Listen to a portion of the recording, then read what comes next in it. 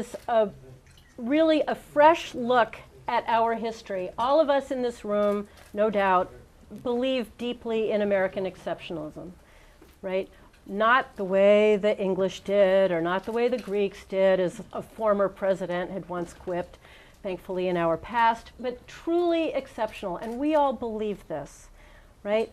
This book goes through so many of the little events that had to have occurred in order for the nation to have been born in the first place, let alone flourished, expanded, and become the coast-to-coast powerhouse for good that we are.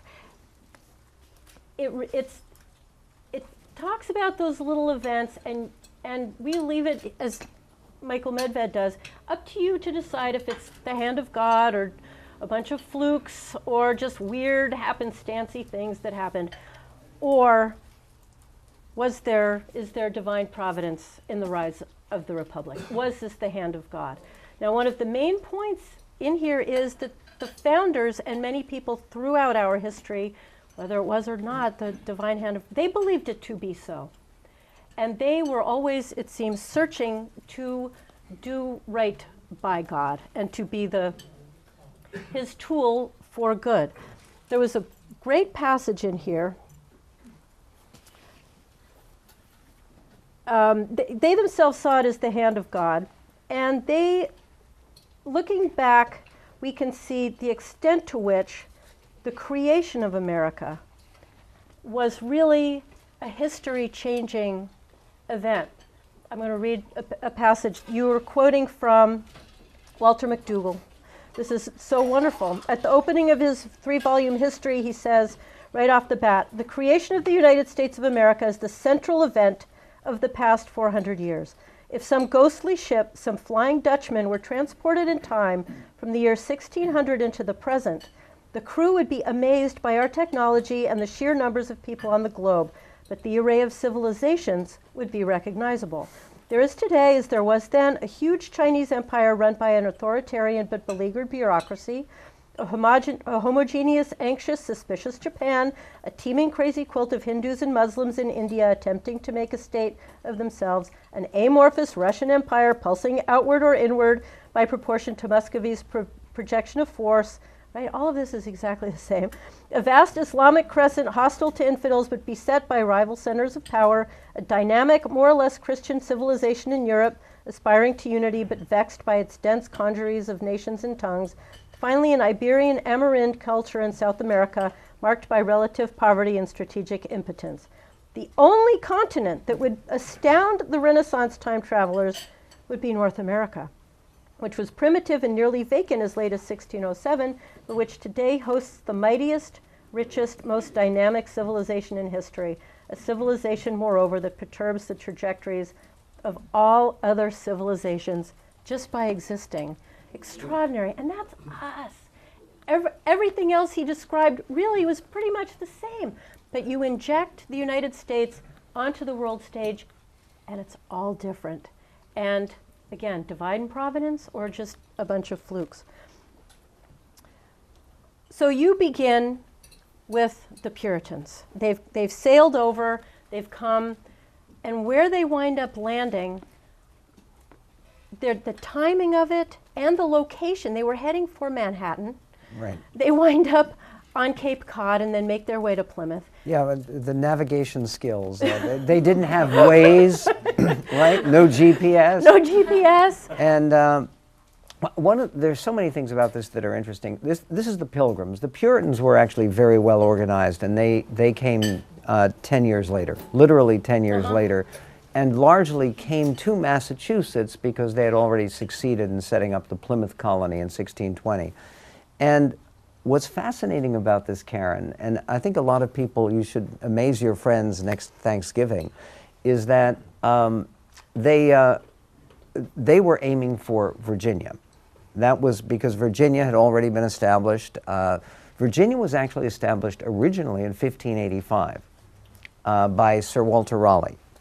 And he had a colony that didn't work at all, called Roanoke, where they had 3 different attempts to populate Roanoke, and they were all disasters.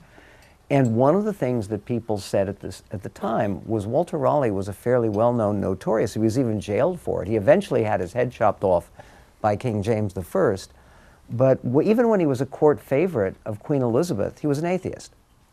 And the Roanoke colony was very different from Jamestown, which followed, and very, very different from the Pilgrims and the Puritans in the sense that they did not see any religious mission in what they were doing. And by the way, to this day, we don't know what happened to 117 people who disappeared without a trace. And there's science fiction movies. There's a bad movie from the 70s about them being taken away to another galaxy, which probably didn't happen.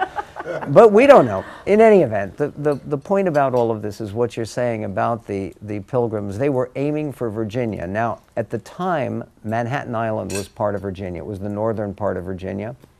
And the Dutch hadn't gotten there yet. And this was where they were aiming for. They were blown 250 miles off course, which is pretty bad. And things are not going well. And they arrived. How many people here have ever been in Massachusetts in November? Okay. It's unappealing. it's unappetizing. I mean, living in Seattle as I do, it can get pretty. But Massachusetts in November is brutal. And apparently Governor William Bradford, who was one of the two leaders, along with Edward Winslow, of this little Pilgrim band, when they docked, and they docked originally off Provincetown at the tip of Cape Cod, and his wife looked at the woods and looked at the cold and killed herself. And I mean, she threw herself off. They had gone across the ocean. And, you know, again, my husband takes me where? You know, what? And again, the fact that they succeeded is so bizarre and requires so many different coincidences. And this is exactly what Karen is getting to. And I know I'm speaking too long, but I'll be. No, oh my goodness, not at all. But see, I love this stuff, and you find it, and a lot of it is not celebrated anymore, because we're supposed to hear about how the Pilgrims were agents of colonialism and imperialism and racism, and okay, none of this was true. But there are eyewitness accounts that are just extraordinary, because they had the sense that what they were doing was important. One of the mistakes that people make about the Pilgrims, they were not refugees from political persecution. Sorry, they weren't. They were not running away from anything. They were running toward holiness, which was their commitment. They didn't leave England, they left Holland. They were in the most, and they've been doing well in Holland. They had no interference with their religious faith in Holland. Holland was the most tolerant country in Europe. Holland was so tolerant they even tolerated Jews, which was unusual for Europe in 1620. And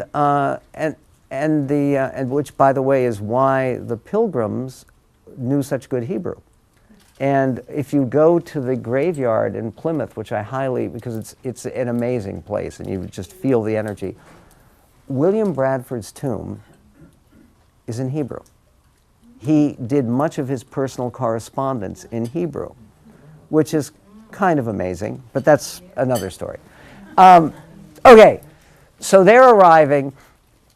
Mrs. Bradford has killed herself, and he just records in his diary, which he kept, my wife died, fell off the side of the Mayflower in Provincetown Harbor, and may God rest her soul. But meanwhile, he has to be busy and go out with the other leaders of this expedition. They get on what is called a little shallop, which is a little boat with a little sail on it, to explore some place where they can actually set something up and not freeze to death, because it's November 15th and it's Massachusetts and it's awful and the wind is whipping and howling. In any event, they go on this little expedition. They have at First Encounter Beach, it's still called that, There's a band of Native Americans who welcome them appropriately, politically correct people would say, by trying to kill them. And they thought it was miraculous because this is only a group of 7 guys, and they were able to turn them away using Second Amendment solutions, because these people were very, very into their guns. And I know that the modern progressives don't. By the way, the first Thanksgiving, what they did, it was 3 days, not 1. And what they did, their recreation was shooting. They did target practice, and everybody, and including some of the women who had survived the brutal winter. Anyway, so at this point, and both Edward Winslow and William Bradford write about this, they survive this first encounter in First Encounter Beach. And it's getting dark, and they're trying to row, and the wind is blowing them in the wrong direction. And all of a sudden, there is a huge wave that comes up out of nowhere. And they think they're going to be capsized, and they're going to fall into this freezing water, because there was literally ice offshore. And they're deposited on this island. And they spend the night there. And at daybreak, from the island where this wave took them and allowed them to survive, they could see that there was a village across the bay. By the way, Plymouth Rock is not real. That didn't really happen.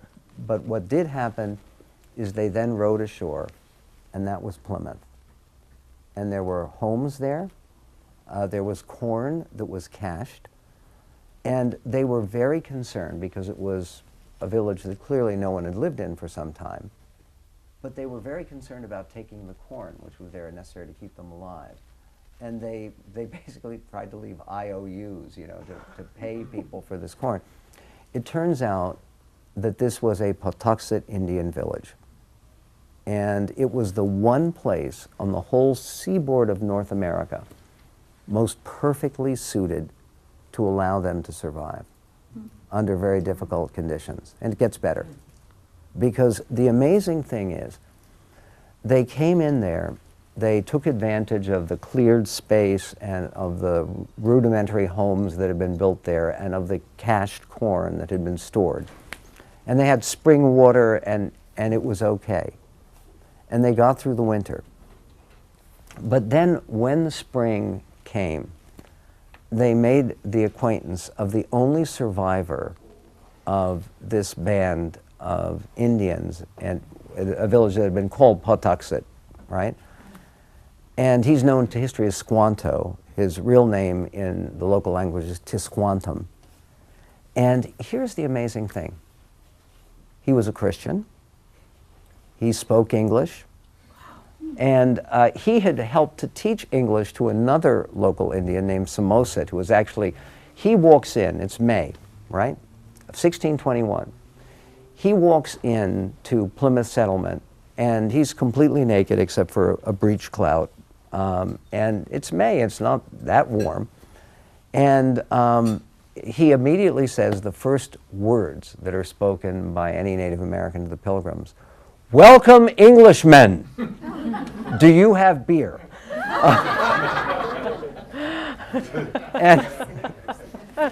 And he said, "You think I'm something? I speak pretty good English. You should hear the English." So he brings his buddy Squanto, who had the most unbelievable story. He had been kidnapped by a slave trading when he was 9. He had been kidnapped, taken across the ocean. He was treated as a slave by, this was a Spanish operation. Spanish monks bought his freedom, made him a Christian, and then he wanted to get back to where he had come from to reunite with his family. And he worked with an English family and lived with them for 7 years. Finally takes a boat, and when he arrives, he sees that his village, and he arrived about a year before the Pilgrims arrived, that the village had been wiped out by disease. And we don't know what disease. It may have been measles, it may have been chicken pox, it may have been hepatitis. They're not sure, they don't know.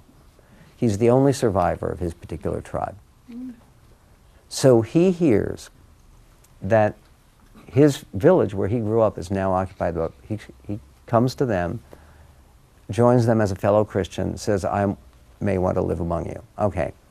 Now here's the unbelievable part, and my book, The American Miracle, is really the first book to take note of this. There is new research. There's a guy named Charles Mann, who's a very fine historian, who wrote a book called 1491, which was about the way Indians lived before white contact. And everybody knows, because it's written down in all the histories and the eyewitnesses say, that Squanto, this Indian, taught the Pilgrims about growing corn by planting the corn together with a dead fish. Remember, you probably heard that in elementary school. And this is supposed to be an ancient Indian custom. Now, Charles Mann, who knows more about Native Americans than anybody, says there's nowhere that Native Americans knew how to do that. They didn't know how to do that. Where was that common practice? In central England, which is where Squanto lived for 7 years. So they not only find, by chance, in quotes, an Indian who can speak English, an Indian who is the sole survivor of this village, an Indian who's already a Christian, but they find the one Indian who knows how they can grow their corn, because he learned it in England. Okay. The entire thing is, okay, and this is the basic theme of the book, and then, which is basically, you can say that everything good that's happened that has allowed this country to come into existence and to bless the whole world, you can say it's just a bunch of happy accidents, right? But a pattern of happy accidents is still a pattern. And it's a pattern that is evidence of design, not random evolution. And therefore, the question is, who's the designer? And then we can talk about it. I'm so glad you mentioned the got beer, because that was, I was driving, listening to this. I listened to this, the audio book, which you narrate, so it's fabulous, or read, and I burst out laughing. It was the absolute funniest thing. So where they wound up, when they wound up there, because it was shortly, not long after the Patuxent, yeah. It was at most 2 years after. So where, when, how, who they met, just, that's a lot of happy accidents. And the fact is that the people who lived through it all saw it as the hand of God. And this is the difficulty here. When you talk about who's the designer, a lot of people will say, well, you know, the designers were our great founding fathers, Washington, Adams, Jefferson, Madison, Franklin, and Hamilton, the big six. Only problem is that all of those big six, including the two who were religiously unconventional, Franklin and Jefferson were not conventional Christians. But they all believed that they were not the authors of a grand plan, but its instruments. And they all commented in his first inaugural address. President Washington begins by saying that we must first acknowledge the invisible hand that has brought us to this moment and to this place. In other words, and when you talk about the Pilgrims, they had no doubt when Squanto died, and he wanted to make clear, he asked them to pray for him and to see him in heaven. He had gotten one of the diseases because they had no antibodies, the local native population. And then he wanted all his belongings to be left to his friends with whom he was living. And William Bradford comments in his diary, there could be no doubt that he was a special gift sent by Providence for our benefit and our blessing. So the people who lived this saw the hand of God. And again, you see that again and again, straight through the early years of the Republic, and frankly, right through to the current day. The book carries it through the Civil War and the death of Lincoln. And what we're talking about now happened, point that you make at the end of this Blown Blessedly Off Course chapter was that more than 150, I at least tend to compress all that early stuff into in a compressed time frame, but it was more than 150 years that had passed before the descendants of New England's founders finally united with the other English colonists to challenge the empire and achieve independence. 150 years from when that time had occurred to 1776. Extraordinary. So a lot of time, passage of 5 generations meant profound changes in wealth, values, occupations, communication, political philosophy, and even theology among the thriving provinces.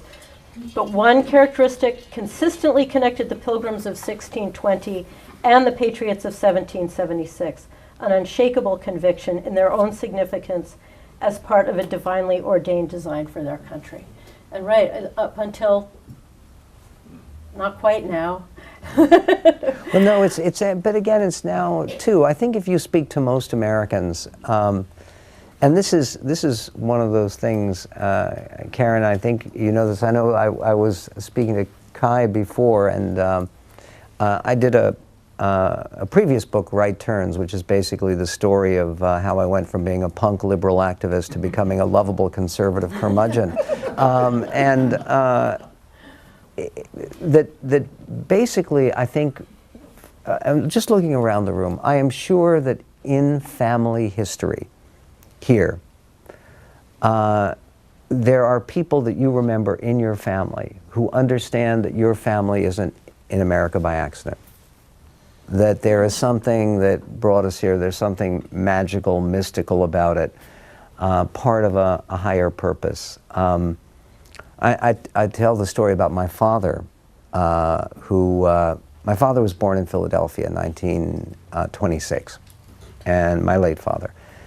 And my dad's story is a miracle.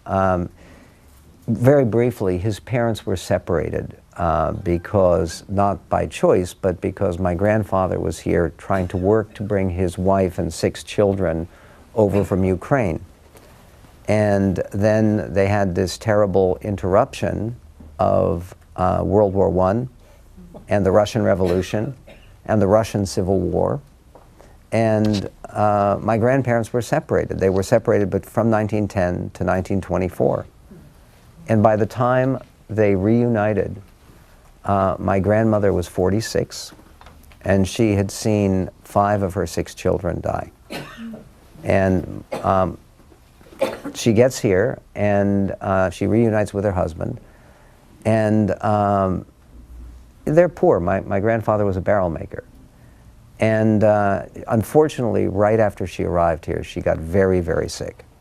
And she couldn't keep her food down, and she was very concerned. And she talked to the other Yiddish-speaking ladies in the neighborhood, and they said, "You have a tumor, you have to go see the doctor." So she went to go see the doctor and told him that she had a tumor because she was convinced that it was some kind of stomach tumor, and someone else in the neighborhood had died of this recently. And she's crying and she's crying. And he examines her and then tells her to sit down. And she says, "You know what I'm going to tell you?" And she says, yes, "You're going to tell me I have a tumor, I'm going to die." She says, "No, I'm going to tell you you have a baby." And she says, I'm 47 years old, as she was, and I haven't been in the way of women for a very long time. And I've had 5 daughters who have died in Russia. And he says, "Your name is Sarah, isn't it?" And it was, and that was my grandmother, and our oldest daughter is Sarah Medved after my, and in any event, so my father, by the way, grew up in South Philadelphia, and his nickname was Tumorville, Little Tumor, because this was a neighborhood story, right? So obviously, I believe in the American miracle, as we all do. Everyone in this room. I'm sure we could collect family stories of how we got here from everywhere, and it's not an accident. I mean, again, and this is what's so astonishing is Alexander Hamilton was not a deeply religious guy. He was not He didn't like going to church. But he had no doubt, and I quote him, when Thomas Jefferson, his arch rival, succeeds in purchasing Louisiana for, the Louisiana Territory is 15 states of the United States. In other words, the Louisiana Purchase, which is one of the chapters in this book, it's the most bizarre thing. Napoleon is known for seizing territory, not giving it away. And here he gives away territory that literally it's 5 times the size of France. They had an election today. It's 5 times the size of France, right? And they give it away. And so Alexander Hamilton says, without doubt, this is the work of Providence, that the same Providence that shielded us through the Revolution. Now, partially he said that because he didn't want to give credit to Jefferson, right? But still, partially he said it because it was manifestly true. Sorry. Oh, no, it's fabulous. And by the way, there's another thing about the Louisiana Purchase people don't know. There was a prior miracle that made it possible, which was the only successful slave rebellion in all of human history. There's only been one.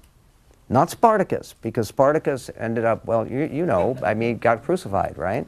And remember I Am Spartacus from the movie? And they all died, and they all got re-enslaved. Only once did slaves actually, and no, it wasn't the Exodus from Egypt, because they went out, they didn't fight the Egyptians, they had God fighting for them. It's Haiti. Now, why did that send Louisiana to Toussaint Louverture? And again, it's a remarkable story. How did they, Napoleon sent 40,000 French troops who all got butchered. And basically, it was only because of the loss of those troops in Haiti. He was sending those troops to Haiti to put down the slave rebellion. And then they were supposed to go and reoccupy Louisiana. And it was because of the failure of the French to secure Haiti, which they cared about a great deal, that they became convinced that the British were going to end up taking Louisiana. So better we should sell it to the Americans than for our enemies. And that's again, and the stories about the rebellion in Haiti, which people don't know about, are so strange and so haunting. And again, and by the way, it does make anyone with a heart sort of feel some compassion for some of the suffering that goes on in that country today. Yeah.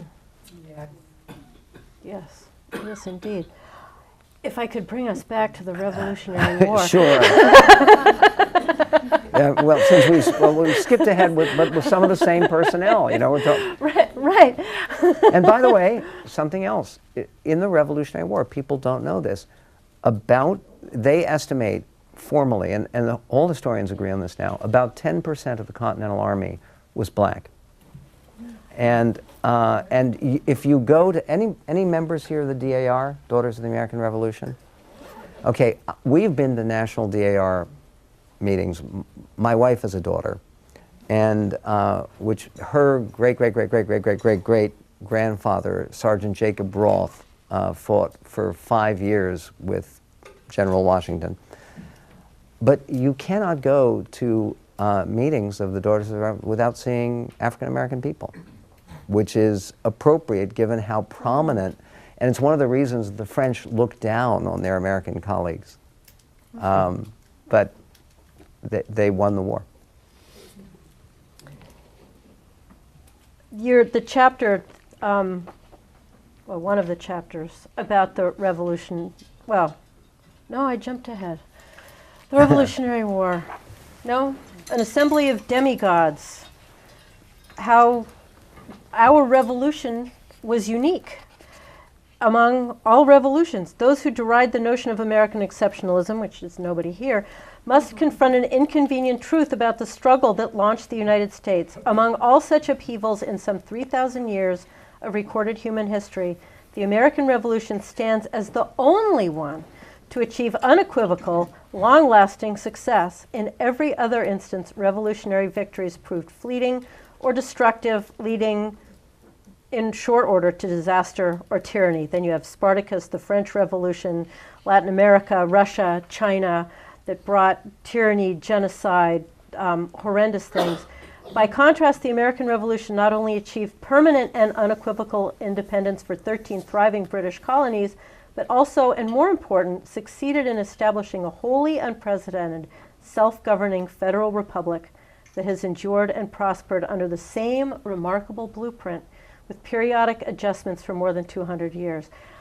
I'm reading from here, in part also so that you can, just the writing is spectacular. Thank you. It's really just, it flows, it brings everything so alive.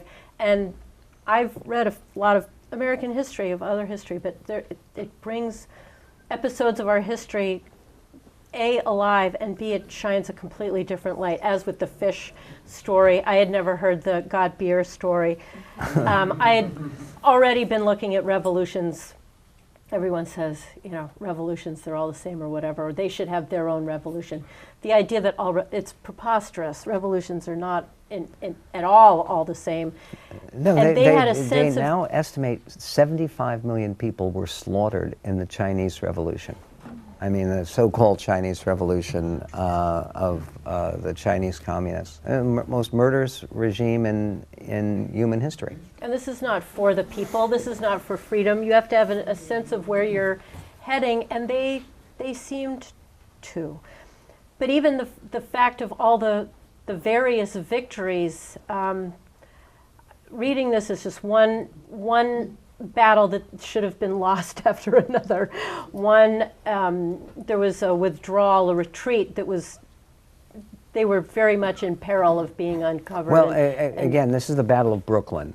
And again, when you say the Battle of Brooklyn, it makes it sound something like between the Dodgers and the Giants. And it's not, though, the single largest battle of the American Revolution in terms of the number of troops engaged. There were about 30,000 British troops and about 12,000 American troops.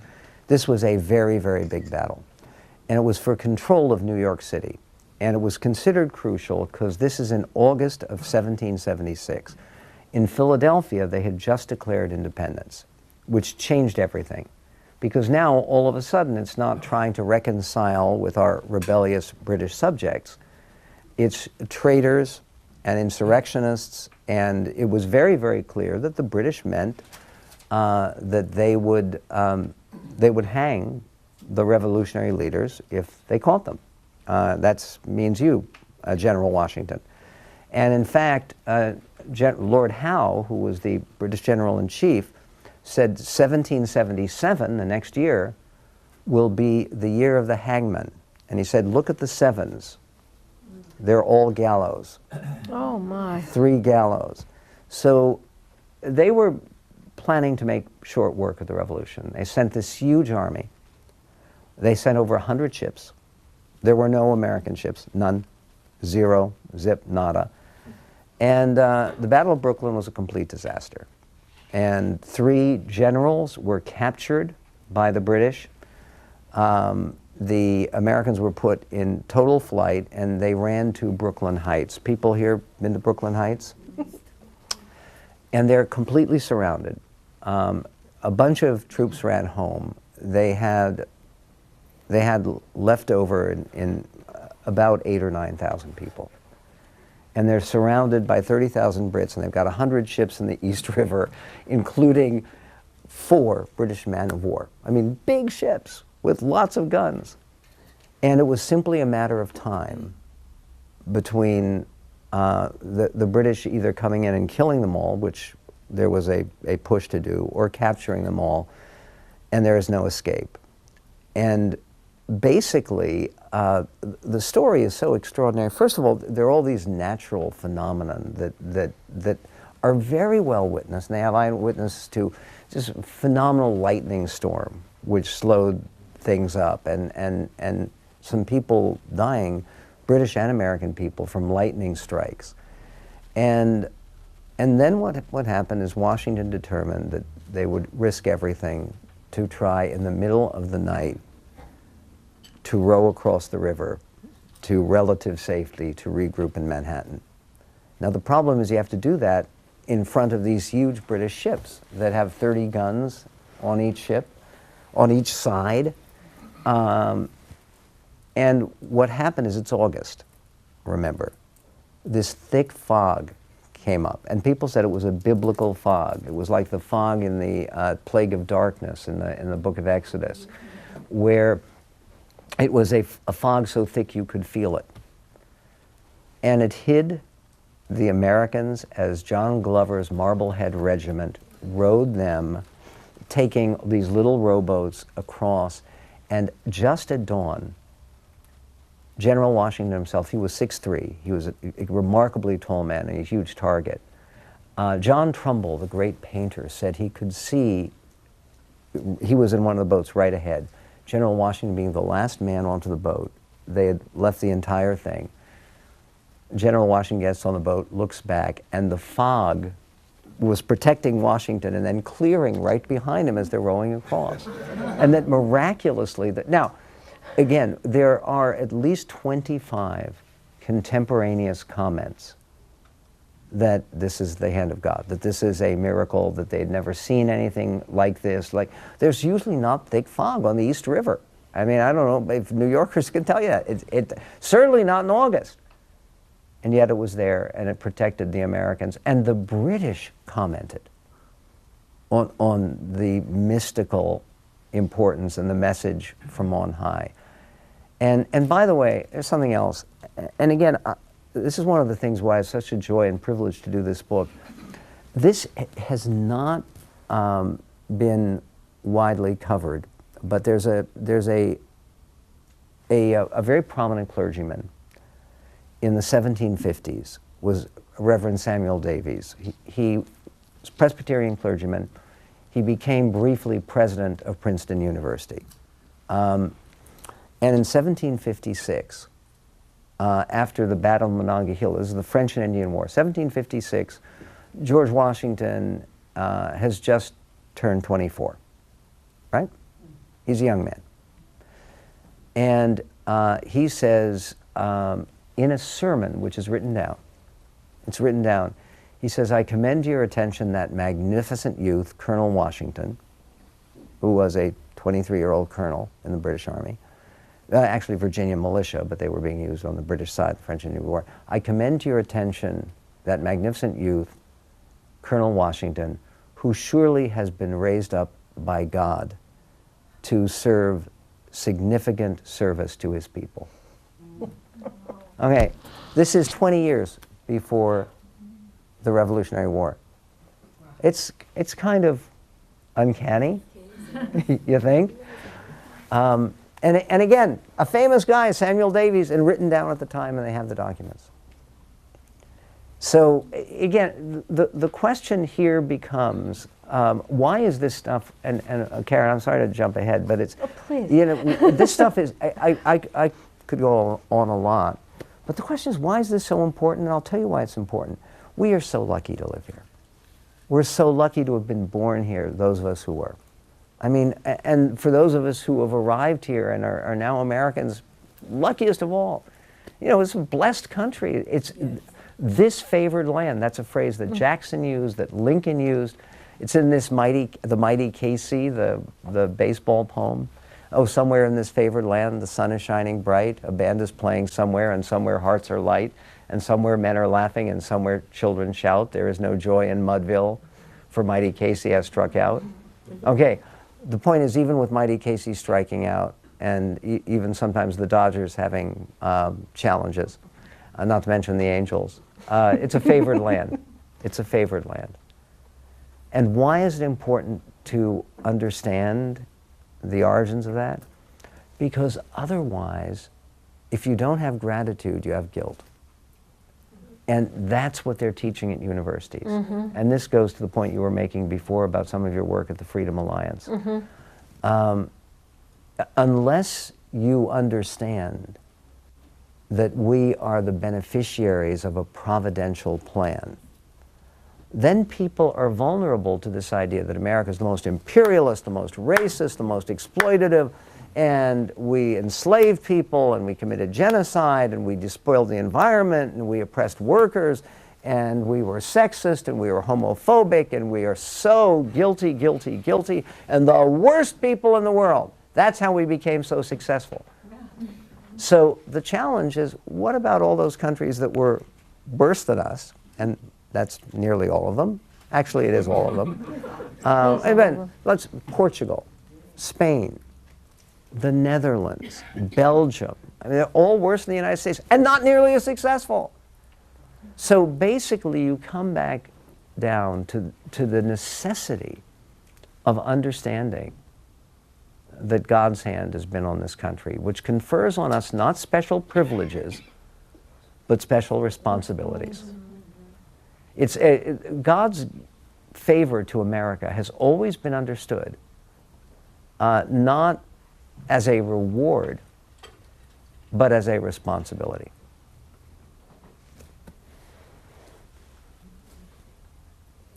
And of course, that's exactly why they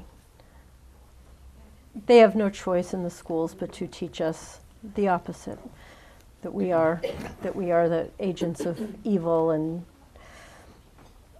we ought not be grateful.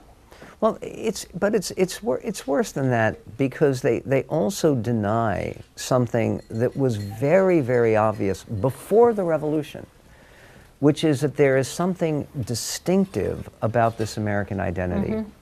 There's a writer before the revolution named Saint-Jean de Crèvecoeur, and I don't write about him in this book, but I write about him in my previous book, The 10 Big Lies About America. And he writes very movingly, again, before the revolution, who was this American, this new man?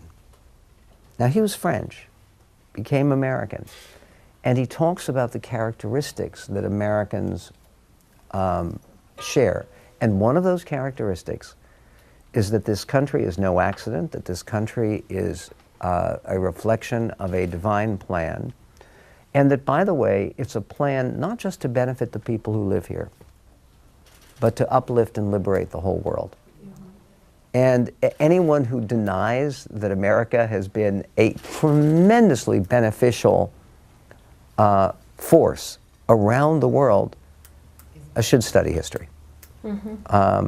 I talk about sometimes the Bedford Falls experiment, which is everybody loves It's a Wonderful Life, right? Yes. Great movie from right after World War II.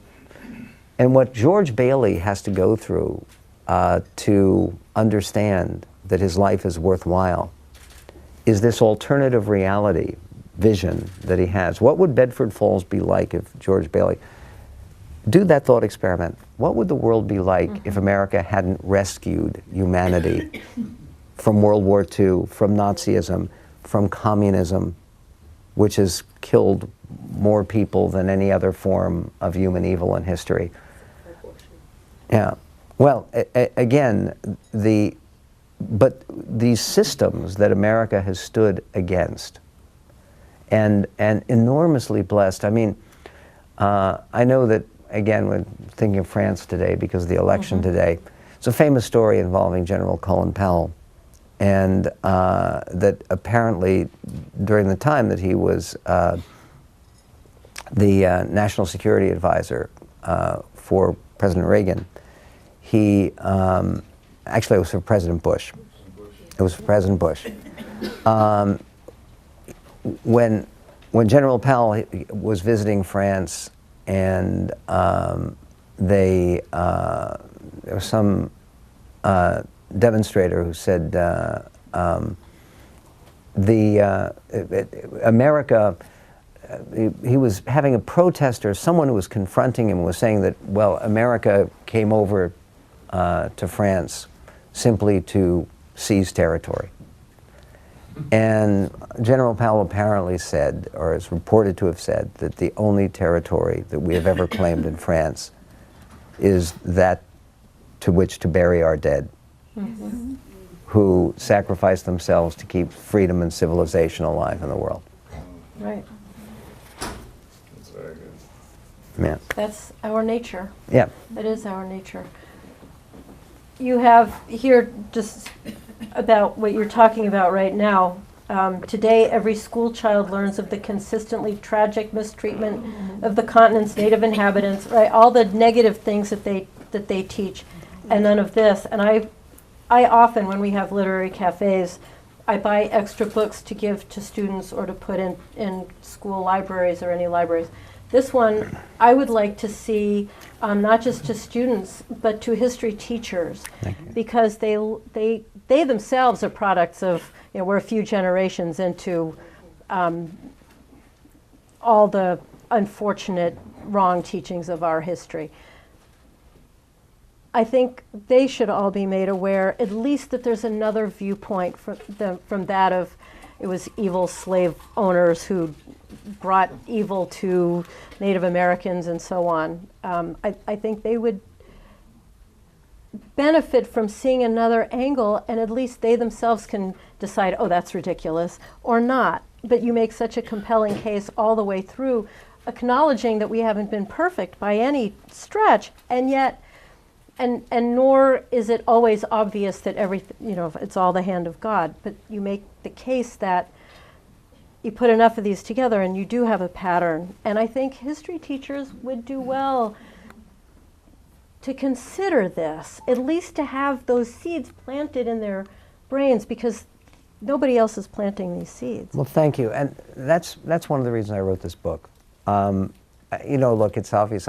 I've always loved history. I mean, and the reason I've always loved history is because my father taught it to me. I did go to high school in Los Angeles. I went to Palisades High School my last 2 years, and but I was born and grew up as a little boy in Philadelphia, and which is where my father was born, and my grandfather, barrel maker in South Philly.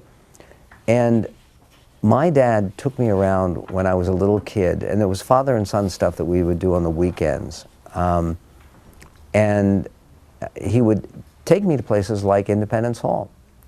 And I remember being very small, and my father saying, in that room, same room, they wrote the Declaration of Independence, they declared independence, and they wrote the Constitution. Can you imagine that? And there it is. And looking at the Liberty Bell, and took me out to Valley Forge. And imagine General Washington on a big white horse, and he's a big man, and the soldiers don't have any boots. They actually have to wrap their feet in rags, and they're bleeding on the snow.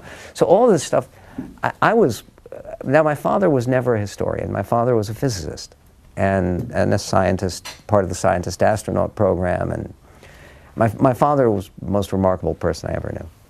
And the question for me always is, I've always found history so compelling, majored in history at Yale, and why is it that people hate studying it in school? And I believe that the reason that happens today is because most of the places and times I teach history, and it's true in colleges too, it's high school, colleges, even middle school, they teach history to make people feel guilty. Mm-hmm. Yeah, and no one likes it. I mean, why would you enjoy it? Why do you want to hear it? This is the most insane thing. One of the things my father gave me, my grandfather, the barrel maker, died when I was 10.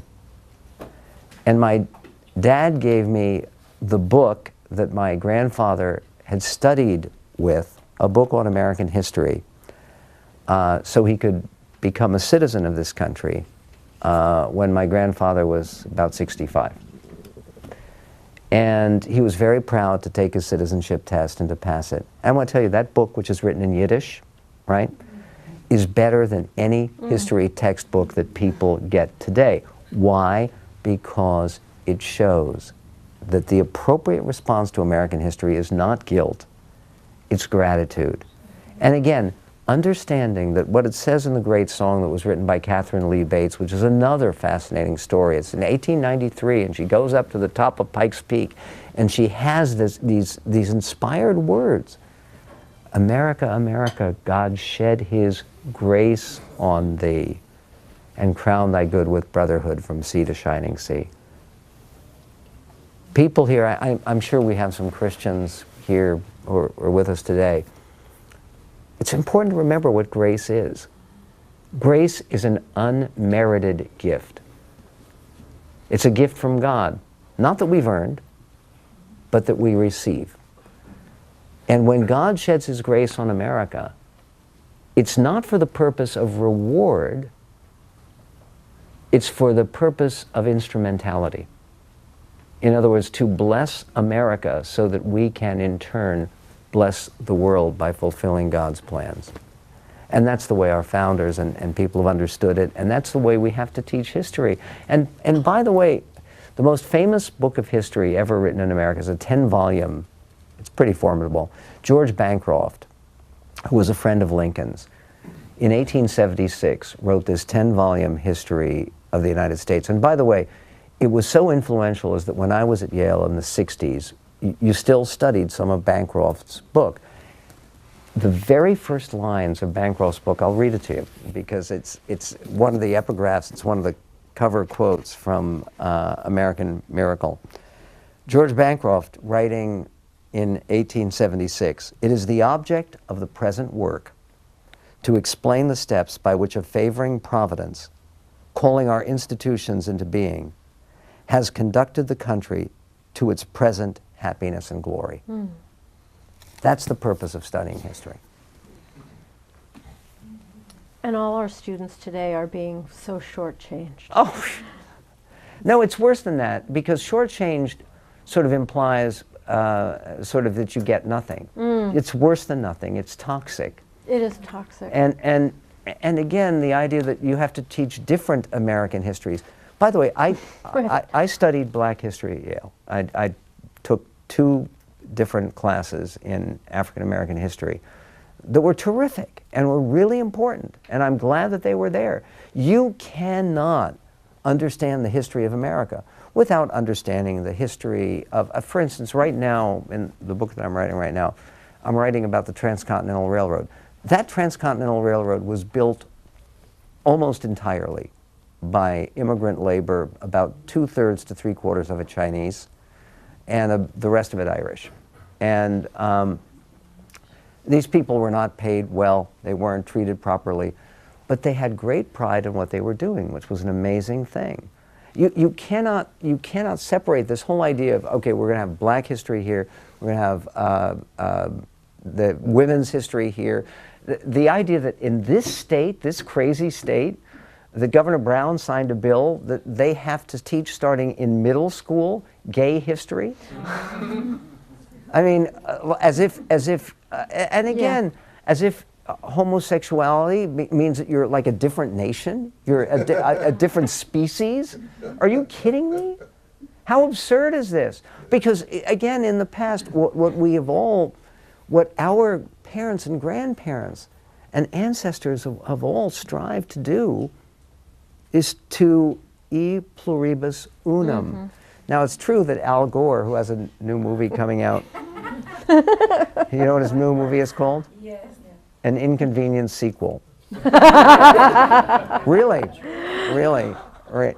In any event, Al Gore once, when he was campaigning for president, he said, and it was in Milwaukee, and you can get it on the internet, it's pretty funny. He says, and therefore I believe in multiculturalism to affirm our national motto, e pluribus unum, out of one, many.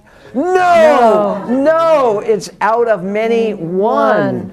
And it was a reference to the 13 colonies that were very different coming together, and all of the different people who fused the 13 colonies.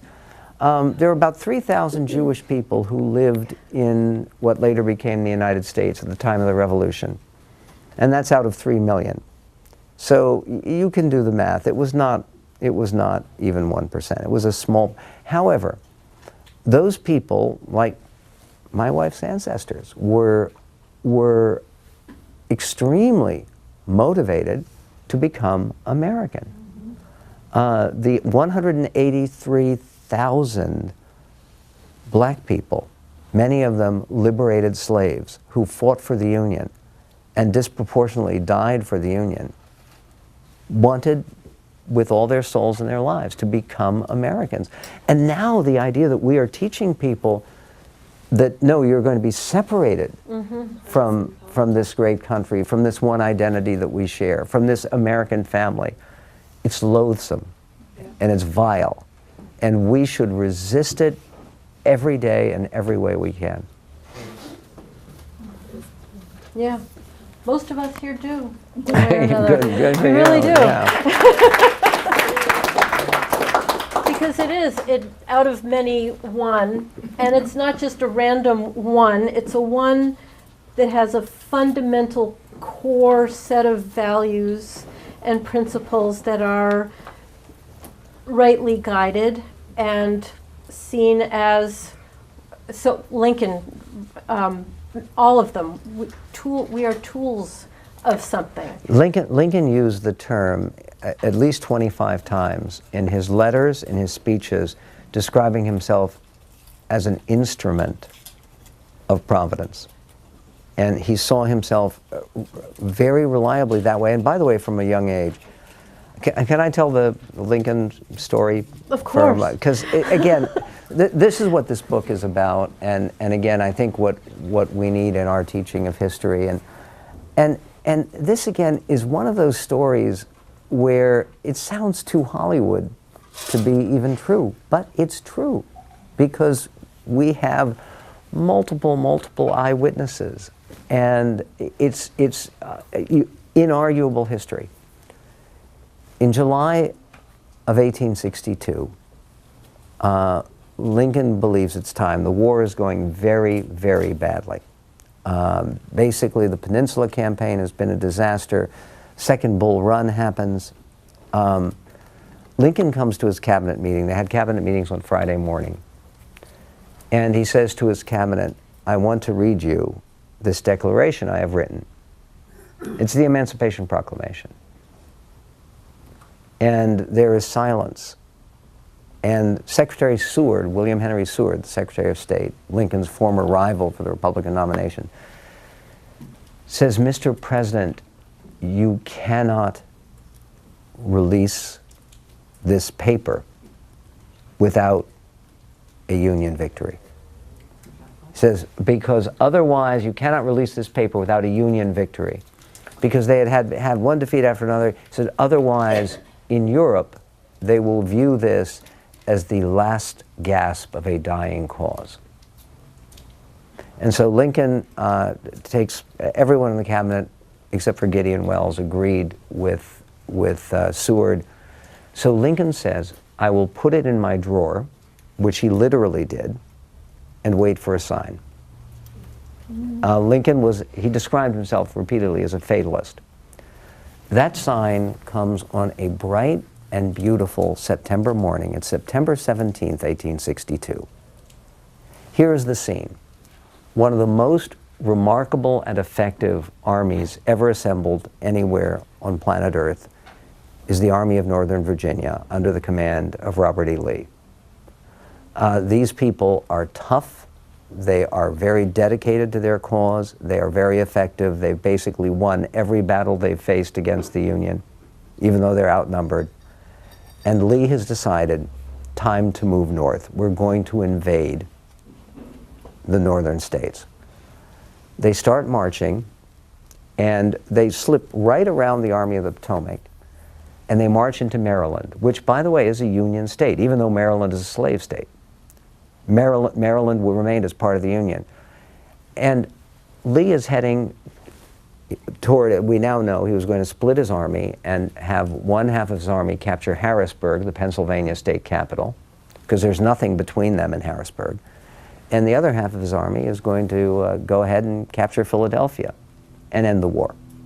Because, I mean, try to imagine, the war was unpopular, right? And if all of a sudden you have rebel troops, you know, these boys in gray, who are occupying major American cities, northern cities, it's over. So desperately, Lincoln brings back General McClellan, who has the confidence of the Army, even though General McClellan is a pompous ass and is utterly incompetent. And he brings him back and says, stop Bobby Lee. You have to stop this invasion because it would be the end of the war. And these really are the darkest days for the Union cause.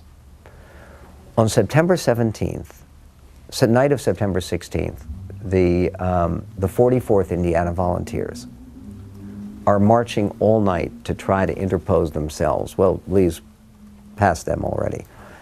And they march all night, and they come to an empty field in Frederick, Maryland.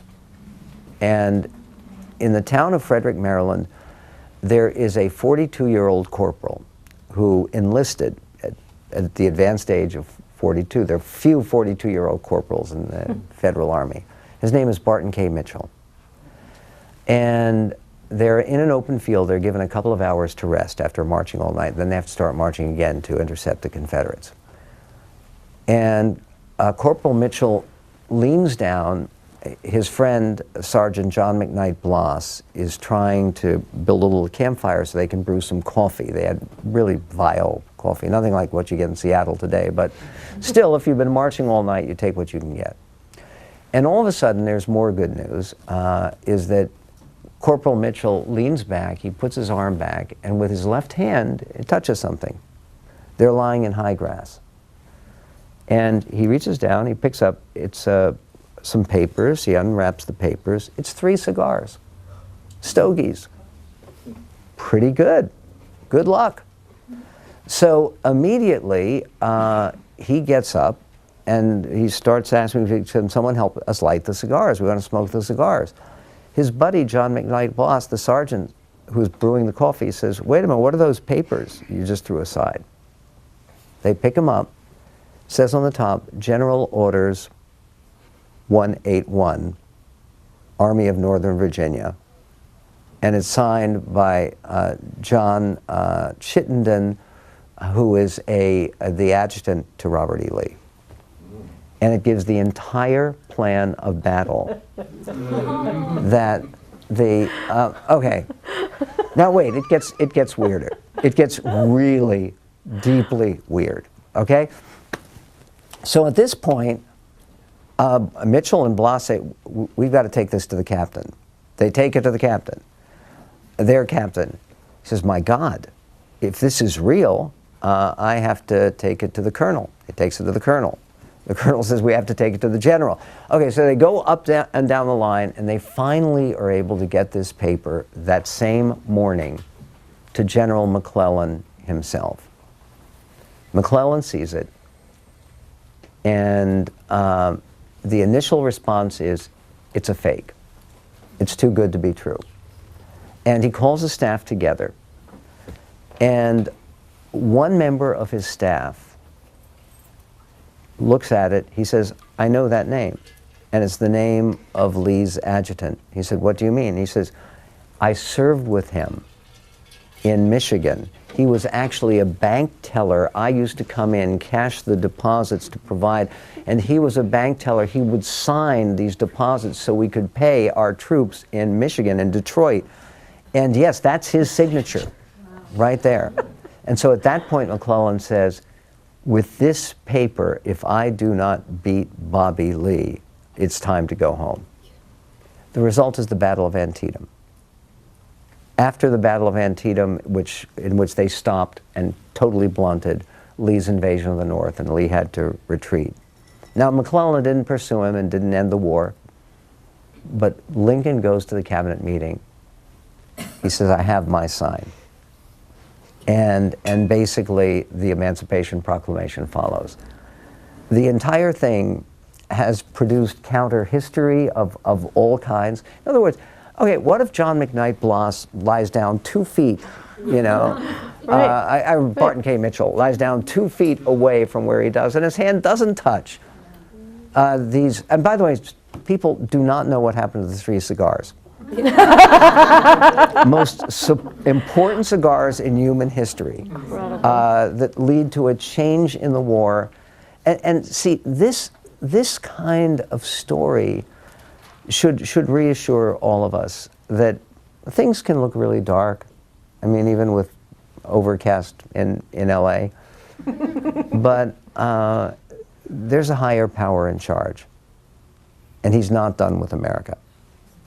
All right.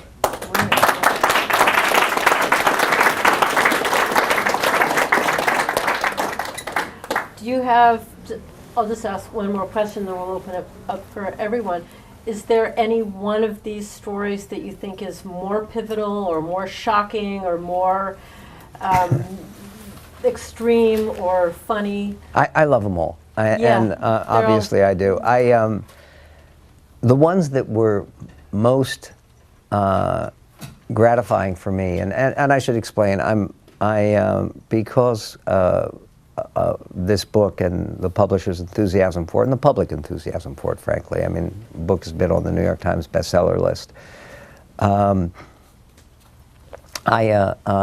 Inevitably, in the best Hollywood tradition, we are doing the sequel, which actually, because, okay, sort of inside baseball, I was originally contracted to do a book that was going to be talking about divine providence and case for divine providence throughout American history. And they were so enthusiastic about the first part of it, they said, let's make it 2 books.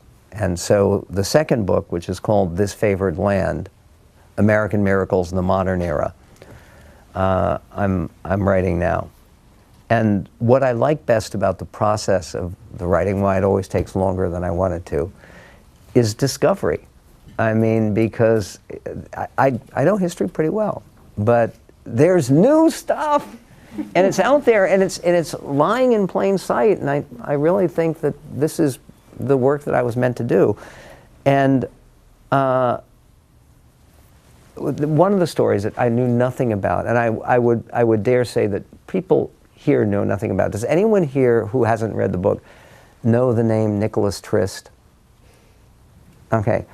This is truly bizarre, and this Nicholas Trist, this has a direct impact to where we are today. I mean this spot of Earth.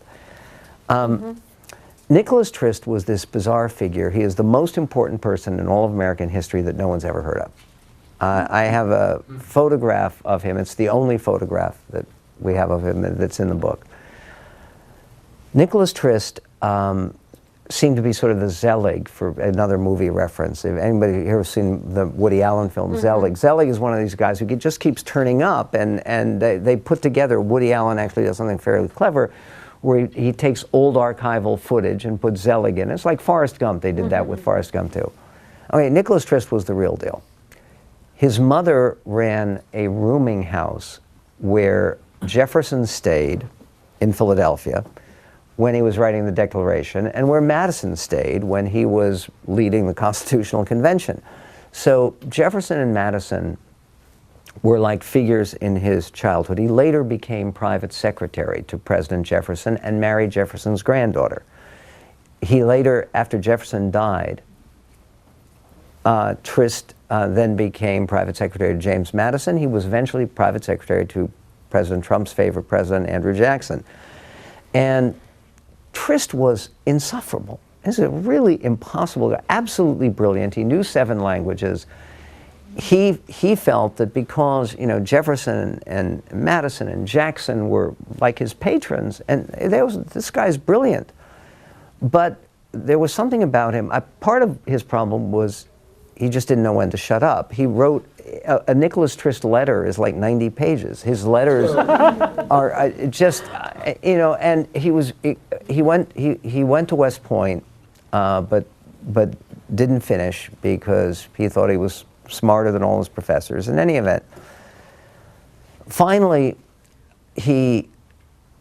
after having worked, he gets a job in the Polk administration as the chief clerk of the State Department.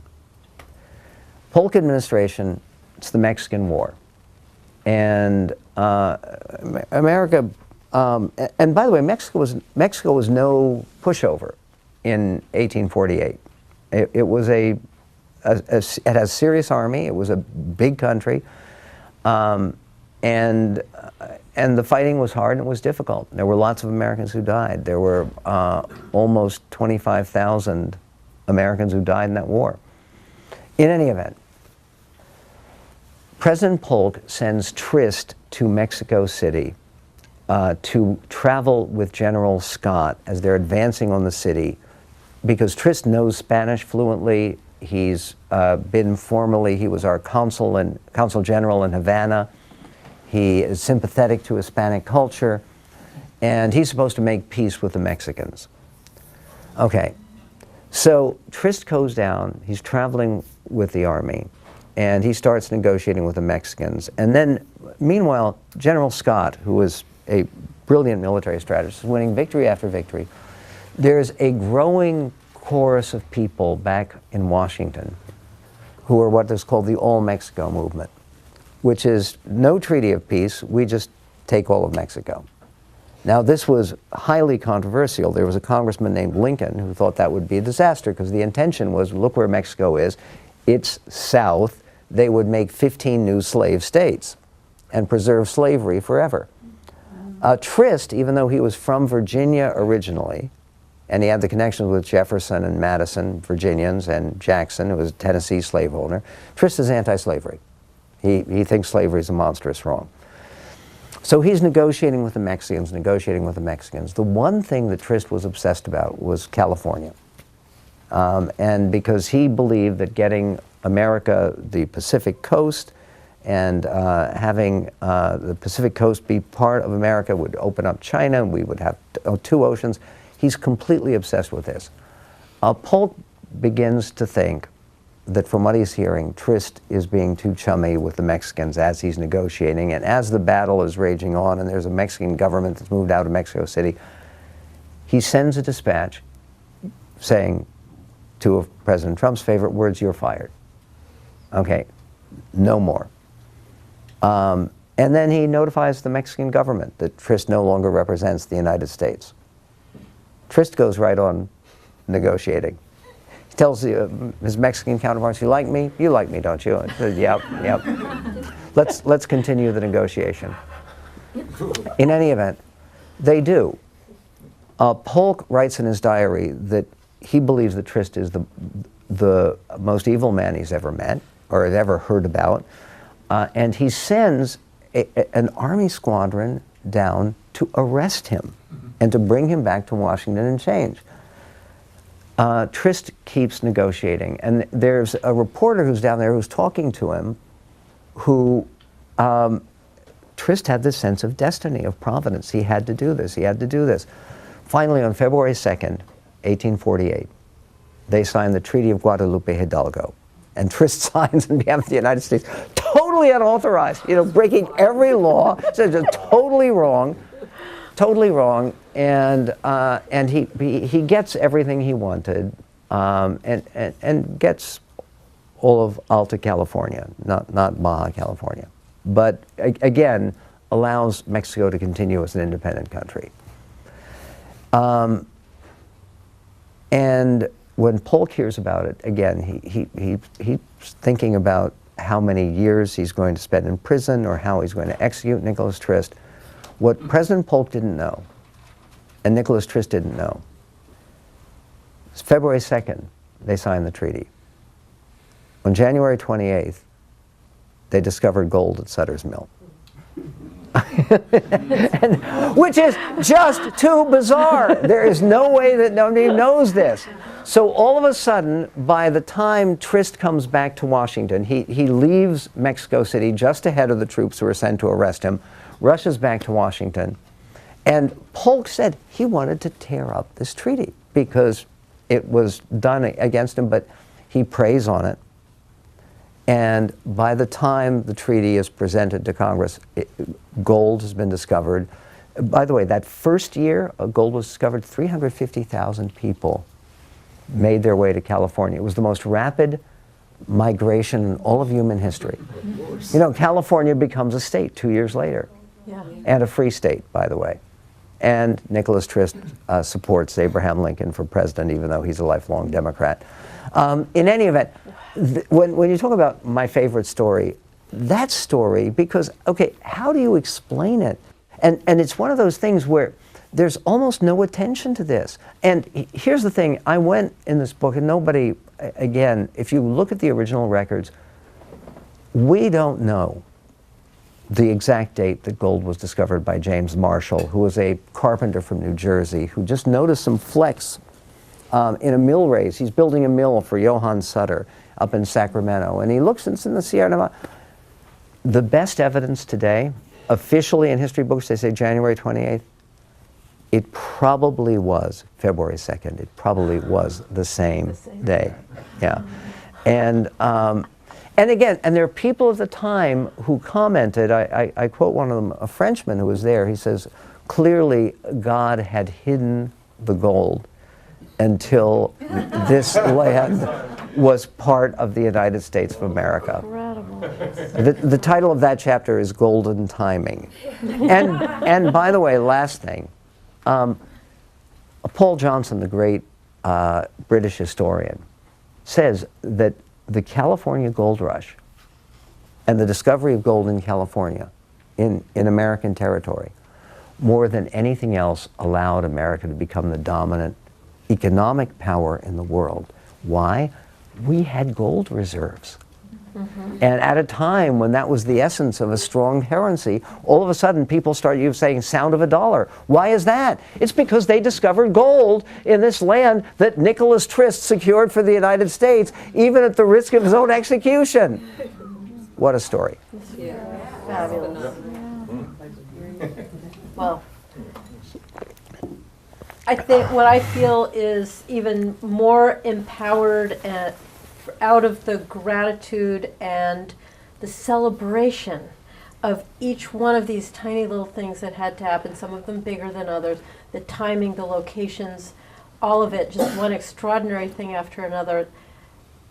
Hand of God, I don't know, but certainly the case is compelling, and acting as if we were guided that way is I think, a real, provides us more direction for how we go in the future. Amen. Acting with, believing that this great land is something to celebrate and not to be guilty of. And when we go forth from, AFA meetings or whatever we do in our daily lives, recognizing the extraordinary nature of what we have been given, the grace that we have, rather than the dejected, the guilt that everybody else carries.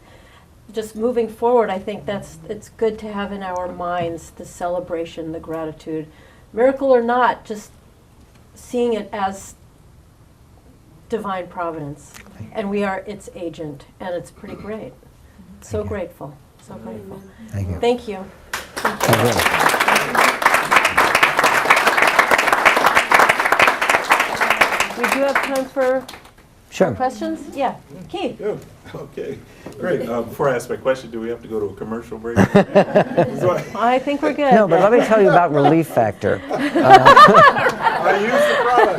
I do, again, my wife does. And See, there you go. yeah, and Yeah. I like the product. It works. What I was going to, what really intrigued me, because I'm a teacher, my situation is kind of difficult though. But the point is that I teach in private schools or in charter schools, and I do a special program for kids, and it's a civics, anti-bullying civics program, and I include the founding, a lot of the material that you talk about here. Now, I haven't read the book, but I got to get it because, and I have read a lot of books similar, but I haven't read your book. So, but one part of that I did glance at, and I was going to ask you about it. I think it was in chapter 4, talking about I'm going to say bulletproof George Washington. You remember that story? I tell that to kids, the elementary school kids, and I've been in the classroom where the teacher was there, and I told the kids that, and I mean, it was amazing how the kids responded to that, the bulletproof George Washington, and I just wondered if you could elaborate maybe based on what you've written about it in the... Sure. I mean, what's fascinating here is this is something that we've lost again in America and was very, very well known, is George Washington's step-grandson, because George Washington had no children of his own, but Martha had 2 children from before, but his step-grandson used to do a dramatic presentation about this. And I really go into, there are arguments on both sides. This is one of those things where a lot of what I was telling you, there's no question about. Let me tell you what there is no question about, because the historical records are very good. At the Battle of Monongahela in 1755, the first major battle of the French and Indian War, considered to be the most disastrous day for the British Army in its history. There were 70 British or British American officers who rode into combat at the Battle of Monongahela on horseback. And 69 of them were either killed or wounded. George Washington, who was 23 years old at the time, had 2 different horses shot out from under him, got on a 3rd horse. He had his hat shot off his head. He had, his cloak was pierced by bullets in at least 3 places, and the bullets didn't touch him. And it was that experience that led Reverend Samuel Davies to make that comment in his sermon that he gave after reports of the battle came back. There's only one guy who's unscathed. It's a complete disaster. And Washington had been sick going into it, but this goes back, and it ran throughout his career. And here's the interesting part is apparently he was on a trip 4 years before the Revolution, 1771, 72, and he was with Dr. James Craig, who is the source of the story, who was the same physician who treated Washington, and actually was with Washington when he died in 1799. That's another freakish thing. Washington died right before Christmas, December 22nd, 1799, right before the end of the century that he had totally dominated. I mean, and really, he was, when he died, the most famous person in the world. So what happened was he's taking this trip, a surveying trip. Washington loved it, and apparently there's an Indian sachem who had heard that Washington was making the trip, and this is before the Revolution, before presidency, anything like that. The Indian chief had come to see him and say that he had been there at the Great Battle, and he had seen how the Great Spirit protected this man. And around the campfire, he told the story about how that the Indians who were firing and picking off all the British officers said bullets are of no use against this man. and then there's the story at the Battle of Brandywine, the most famous marksman in the British Army, later Colonel Patrick Ferguson, who died at the Battle of King's Mountain, but that's another story. He's a sharpshooter, and they had Washington within range, and he's together with 4 other snipers. And they asked permission to fire, and he wouldn't let them fire. And he was asked about this after the fact. He said, there was something disagreeable to me about killing so fine a gentleman. And again, it's just, it's weird. And again, this is not stuff that's invented after the fact. Ferguson wrote this stuff and wrote about this experience. And then Washington dodging bullets at the Battle of Monmouth, where he was riding in front of his troops and people are falling all around him. It was well known, and to generations of American school kids, they knew this, that somehow Washington had been preserved miraculously from one thing after another. And, but that again is something we've lost. Extraordinary. Wow, that's amazing. Yeah. Yeah, go ahead. Michael, Yeah. can you, since we're on the theme of friends, right? Can you give us some insight into one of my favorite characters, Alexis de Tocqueville? Yeah, no. The question's about de Tocqueville. One thing that's important to remember about de Tocqueville is I think it's really, really important that conservatives know the truth. The most famous de Tocqueville quote that conservatives love to use is a phony, okay? America is great because America is good. When America ceases to be good, it will cease to be great. He never wrote that. He never wrote that. It's not in Democracy in America. De Tocqueville never wrote it. It's not de Tocqueville. It's nice sentiments. I agree with them. But he didn't write that. And by the way, about half the Lincoln quotes that you're told about, Lincoln didn't say. And a lot of the Mark Twain quotes and a lot of, so Alexis de Tocqueville, again, when you actually read Democracy in America, which is really worth reading, it's 3 volumes, but it's really worth reading and it's fascinating because he talks about, he came and traveled America in the 1830s. And he's a French aristocrat. And this is at a time when basically Europe was looking down on America. And de Tocqueville writes about how different the country was.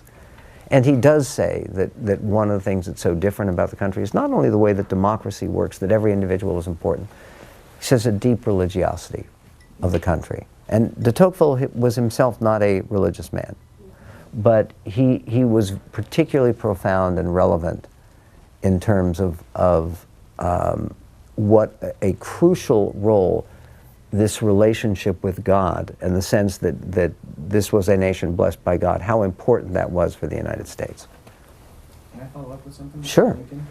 You know, there's so much stories about him.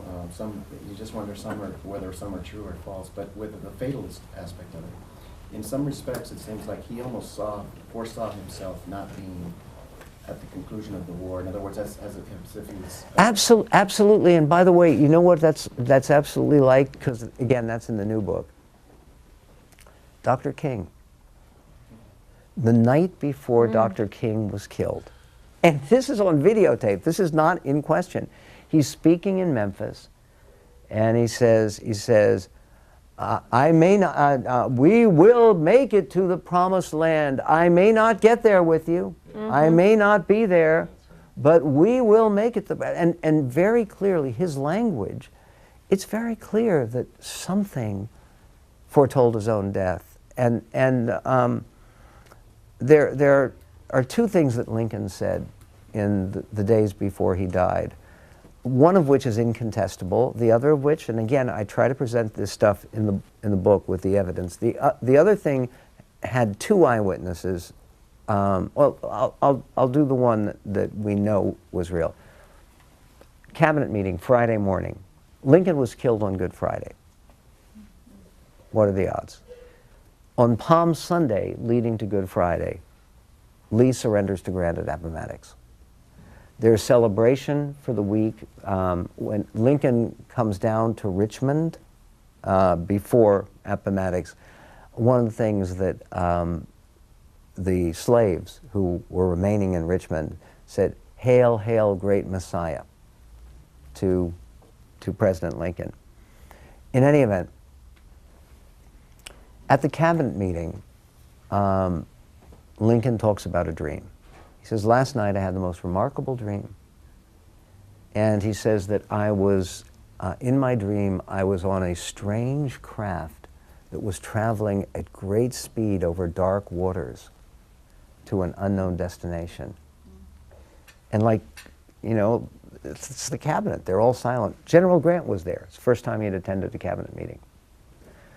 And they're all silent. And he says, "Do not worry, whenever this dream occurs, it portends good tidings." And he's thought it would lead to General Johnston, who was the last Confederate in the field, surrendering. But it's very peculiar because, of course, the idea of a boat traveling over waters, it's like traveling over the river Styx. It's, in Freudian psychology, it's always kind of a death portent. 2 nights before, according to Ward Hill Lamon, who was Lincoln's bodyguard, and Lamon was a good friend of Lincoln's, and he wrote it down at the time, and Mary Lincoln confirmed she was there also, only the 2 of them. Lincoln came down to a sitting room in the White House, and he says, "I had the strangest dream." And what he says is, he said, first of all, he was talking about the importance of dreams, and then he talks about the dream that he had just had, and again, it's on the Wednesday night before the Friday he was killed. And he says, "I awoke at night, and in my nightshirt, I started walking through the White House because I heard sobbing. I heard crying, and it was most terrible. And I walked into the East Room, and there was a great crowd, all crying, all sobbing. And there was a soldier by a coffin in the center of the East Room. And I asked the soldier who was in the coffin. And he said, the president. Okay, this is 2 days before he's killed. And Ward Hill Layman says, Mr. President, that's terrible. He says, no, no, no, because the president wasn't me. It wasn't me. And Layman said that he thought of that because Lincoln insisted that he go to Richmond on the night that Lincoln was going to the theater rather than accompanying Lincoln to the theater. And there's another thing. There's a White House bodyguard named Crook, who was Lincoln's favorite, who had been assigned from the Army, and Lincoln always said when he had the changing of the guard, and there would be the evening guard would come on, he would say, good night, Mr. Crook. And he would say, good night, Mr. President. And he did this. The night that he was going to Ford's Theater, Crook stayed late. He was supposed to leave at 6 because his replacement was drunk and didn't show up. And Lincoln is waiting and waiting, and then he gets into the carriage anyway. The guard eventually did show up, but he was too drunk. He was not in the box when he should have been to protect Lincoln from Booth. But Crook says this, he said, it was the strangest thing, is every single night it was always, and he valued this, it was good night, Mr. Crook, good night, Mr. President. He said, I felt so strange because I waited till 8 o'clock, and Lincoln came late to the theater.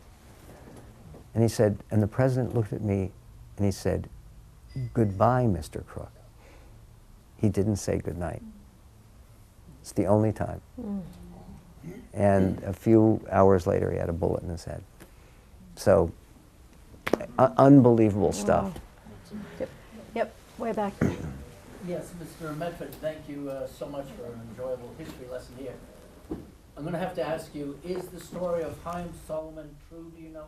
Yeah, generally. It's a wonderful story. Please tell it if you do. Yeah, again, Chaim Solomon was one of, again, there were 3,000 Jews who lived in America at the time of the Revolution. And Chaim Solomon was a miner. He was not a wealthy man, but he was a minor banker, independent banker. The biggest banker in Philadelphia was Robert Morris, who was the richest man in the colonies at the time. But at a time, one of the difficulties the Continental Army had is they couldn't buy ammunition, they couldn't buy uniforms, they couldn't buy anything because there was no currency.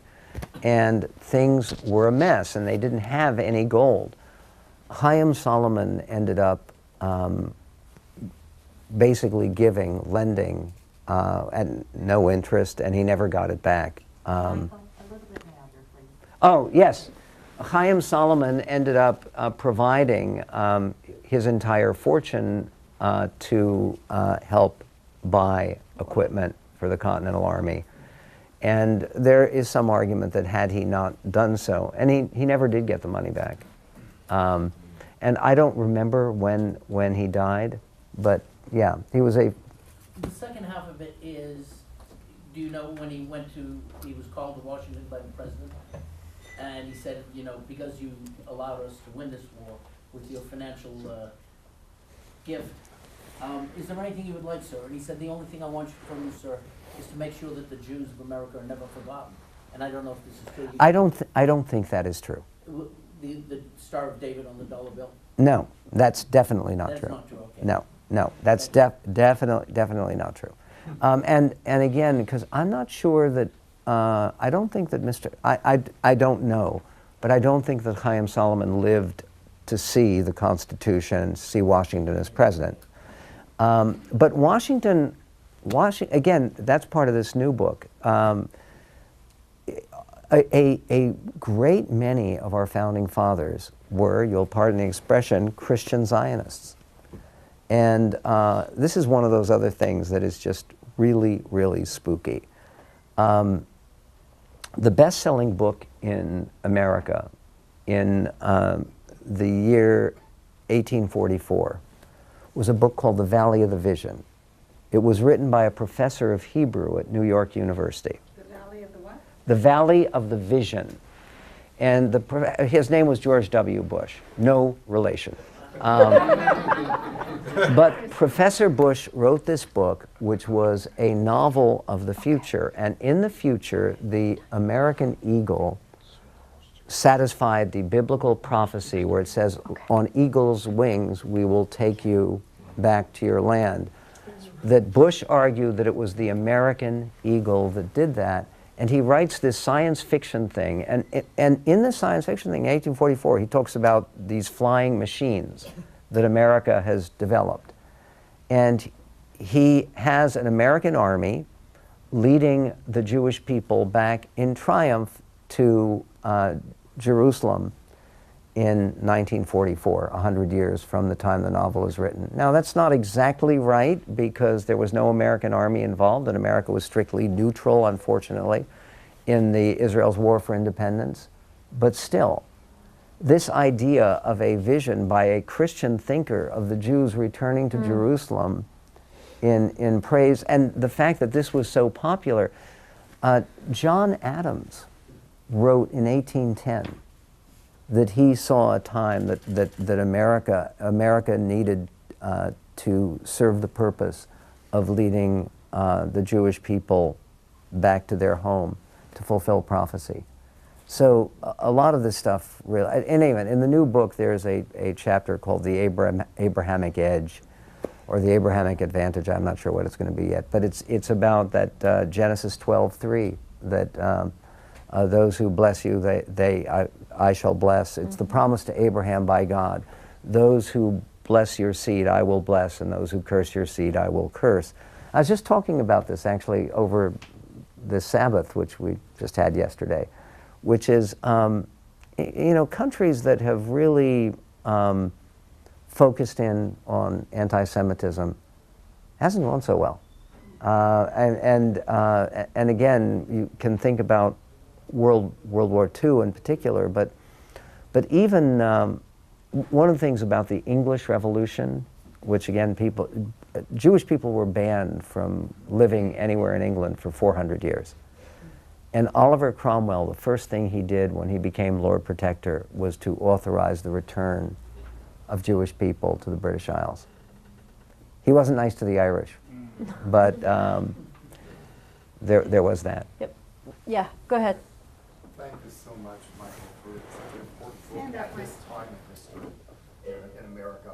But I'm a little worried, and I don't know if you even this thought. Do you suspect the same people who will have difficulty seeing the hand of God in America have difficulty seeing the hand of God in astrophysics or microbiology, chemistry, or anywhere else in their lives? Of course, yes, of course. And yes, the question was the same people who have a difficulty with seeing the hand of God in American history have a difficulty seeing the hand of God in everything else. That's exactly why, I was kind of doing a little bit of double entendre when I said that the fact that there is a pattern of happy accidents is still a pattern, and a pattern is an evidence of intelligent design, not random evolution. And that, it seems to me, it's the same argument. Look, for a lot of people here who listen to the show, I was diagnosed with cancer in December of 2014. And I have been incredibly blessed to be, I've been cancer-free now for 2 full years. And well, I don't deserve the applause. I really don't. But one of the things I say in the book is that and this is not an exaggeration, I received over 25,000 letters and emails from wonderful people all across the country who said they were praying for me. When I was sick, when I made the announcement I had to miss 11 weeks on the air. And I can't prove that those prayers helped with my recovery. But I do know and can prove that they healed my spirit. Because the knowledge, and that, it seems to me, is exactly the best we can hope for. You can't prove to people who want to deny. But at least we can open your mind. Consider the possibility. Because what if? I mean, if we leave here, even people who may have been a bit skeptical, and there probably are some, if you leave with the idea that, okay, what if there is this gigantic plan? And what if even recent events may be part of it? And we have to be open to it. Because, in other words, to try to, one of my favorite quotes in the whole book is not from an American, it's from a German, Otto von Bismarck, the Iron Chancellor, who said, "It is the role of the statesman to listen for God's footsteps in history, and then to grab his coattails and hang on," which is what we want from our leaders. But that's what frightened me so much when you mentioned Haiti, that they also, there was divine providence. They didn't seem to see it, and we did see it, but are we seeing it anymore? Look, I think we are. The one thing that I would say in recent history that I can remember in my own lifetime, when President Reagan took a bullet in the heart, and we now know, because they have the medical records, it was so close. It was, in other words, President Reagan had ordered his car to take him back to the White House. And that was countermanded by the Secret Service man who was next to him and said, "No, Mr. President, we have to go right to the hospital." If they had gone back to the White House, he would have died. Right. And the Cold War, and there's a new book, wonderful new book, this is not by me, by Paul Kengor, called "A Pope and a President." And 6 weeks after Reagan was shot, John Paul was shot, and it's the same thing. And one of the things that we now have, because a lot of this stuff has been recently declassified, is Reagan, on several occasions, referred to Pope John Paul as his best friend. And they actually communicated regularly about how to liberate Europe, basically. And the entire thing, yes, so I think God is still looking out for us. But are we looking for him? Yeah, well, we need to be. To listen to his footsteps in history and then grab on. Bill, go ahead, and then I'll come back. First, I want to congratulate you on what I think is a wonderful thesis for a book. It really does speak to the primary issue in this country, which is the forgetfulness of how God's hand really does control everything. And the latest evidence of that, of course, is the fact that Hillary Clinton is the president, right? We forget that you were the host of sneak previews. We forget the fact that you wrote the Whatever Happened to the Class of '65. I mean, you've been around a long time. And so for you to evolve into this is great. But what I want to do is just address the fact that there have been 3 lawsuits in this country involving discrimination based on one's belief in intelligent design. Kitzmiller versus Dover was the first. The other 2 were my cases, one against JPL, David Coppedge's case against the Jet Propulsion Laboratory, which we lost before a liberal judge, and the other one was our case against the California Science Center, which we actually settled because there was smoking gun evidence that the Smithsonian Institution, an affiliate with the Science Center, believed that intelligent design was mere conflation with creationism, right? And so this is so under the radar of most people. You brought it up twice, and I think it's important that people understand a little bit more about intelligent design. I've worked with the Discovery Institute. You're familiar with everybody there. You know I'm a senior fellow at Discovery. Well, now I do. Okay. I have been for 20 years. And we were just Yeah. with John West and Yes, John. others. John is. And by the way, we're doing a new podcast with Discovery, and Oh, fantastic. a great.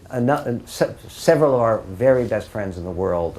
Steve Meyer is a very Right. good friend. All of whom participated in my son's wedding and our daughter's upcoming wedding. And yes, so The we're genius of ID is so misunderstood or not known at all. exactly. And I'm so glad that you're out there pushing it. I just wanted to sort of get you to Oh, thank say some you. more. Thank you. No, part of what he's saying, and it's very important that everybody understand this, intelligent design does not deny evolution. There was a piece in the New York Times today that was fairly interesting about some kind of bird in South America and the way its wings evolved.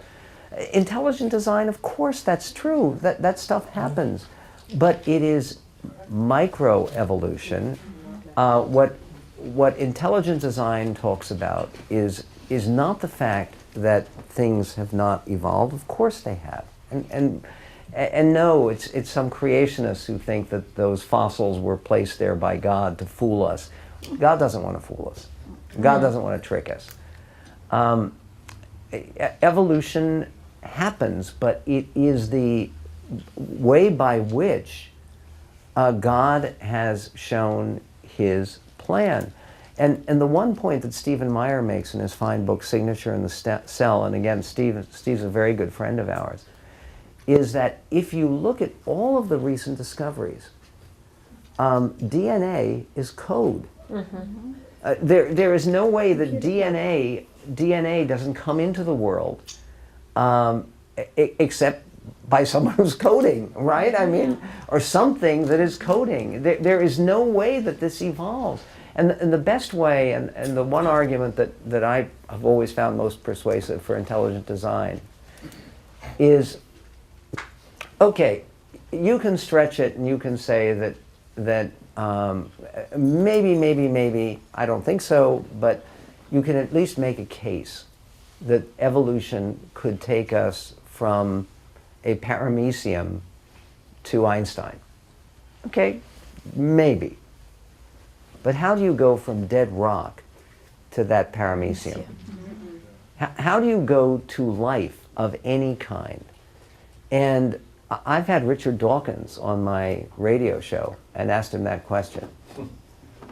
And he says it's unanswerable. Exactly! Exactly!